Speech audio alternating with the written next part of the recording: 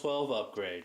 For this upgrade, I'm going to be installing STRC's Orange Aluminum Limited Edition Steering Bell Crank Arms. Now these were donated to me by Kojot0976. Thanks a ton, man. Now I've been wanting to get these for a while because, well, they're orange aluminum. And orange aluminum is one of those things that are hard to come by. So let's get these installed. Now normally all I have to remove is 2 big screws on top, 1 screw on each side in the chassis, and then on the bottom I have to remove the screw that holds on the steering bell crank arm. However, since I do have the sway bars, I also have to remove these 2 smaller screws at the end of the chassis. After all those screws have been removed, I'm going to go ahead and just pull the chassis up and then pull it out.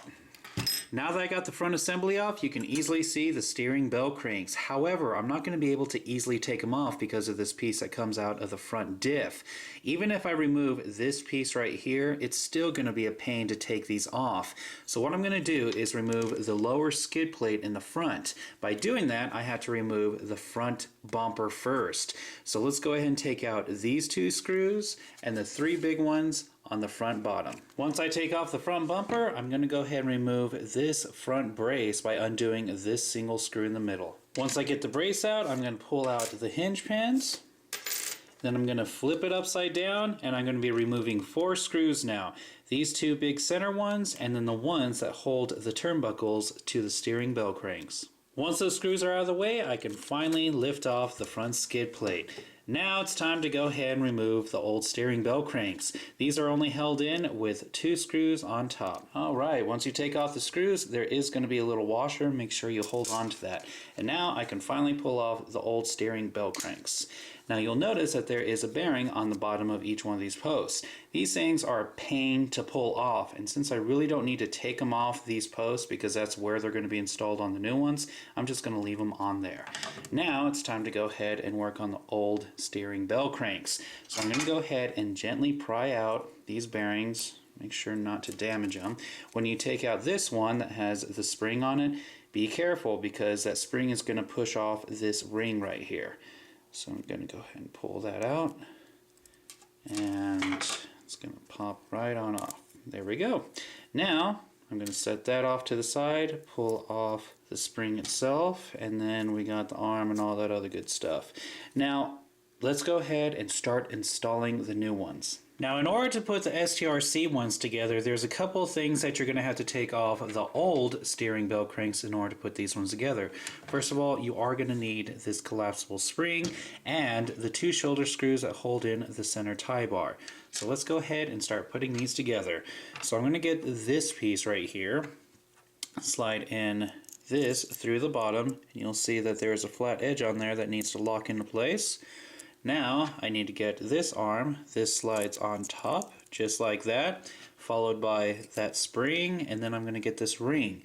You'll see that there is a lip that needs to go in towards the spring. Now I need to tighten this and make sure that it's tightened enough for this ring to go underneath this lip. Otherwise it's not going to work properly and it's going to rub in places you don't want it to. So that should be good right there. Now I need to go ahead and get the steering or the center tie bar, get the shoulder screw, and then tighten it into this hole right here. Make sure that if the screw doesn't have any already, put some Loctite on it. Once that side is installed, you're going to want to go ahead and do the same thing for the other side. Now that they've been put together, it's time to go ahead and slide them on to the front skid plate. I'm just going to line them up and push them all the way down. And of course, the bearings go on top, followed by the 2 screws. Once you install those 2 screws on top, including the washers underneath them, you're going to want to get some Loctite and put into these 3 top holes because there is going to be screws going into them.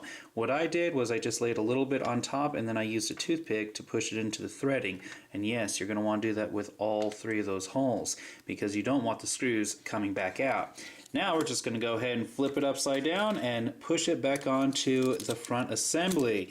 Now I'm going to go ahead and reinstall these 2 screws and reattach the turnbuckles. Once all that's been attached, I'm going to flip it around, and now I need to go ahead and reattach the hinge pins. So I'm going to slide into the top part of the A-arm, line it back up with the skid plate, and then slide the pin all the way in. And I need to do this for the other side as well. Now that that's back in place, I'm going to go ahead and get this front brace, slide that into the front, and then reattach the screw that holds it in. Next, I'm going to go ahead and get the front bumper, slide that back on, reattach the 3 screws on bottom as well as the 2 on top. Once the bumper has been reattached, it's time to swing it around and check out the new steering bell cranks. Guys, those look good. Now it's time to go ahead and reattach it to the chassis. So what I like to do is I'll slide on the center drive line, I'll push it into the hole, slide it all the way down, and then I'll push it onto this piece while pushing on the front piece. And yeah, it's going to take a little bit of muscle to get right back on. Once it's been pushed back in, there's a couple things you need to make sure of. First of all, if you have the sway bars, make sure they're not crushed in between the chassis and the shock tower. They want to be on top and on the bottom for all LCG models. You are going to want to make sure that the lip is into the chassis because there's one that comes out of the front skid plate that needs to go inside and under the chassis. Now it's time to go ahead and reattach the 5 screws that hold together. 1 on bottom for the steering bell crank arm, and 2 in the chassis for each side, 2 on top, and then the 2 smaller screws that hold on the sway bar. Here's before, and there is after. Guys, check that out. That looks really good. And I'm gonna have to say, thanks again, Kojot, for this awesome donation. Now, in the future, whenever I want to, I will be able to go ahead and adjust that spring for the servo saver just so I can get the perfect performance out of it. But for now, I am done with this upgrade. And that was Kojot's level 12 upgrade.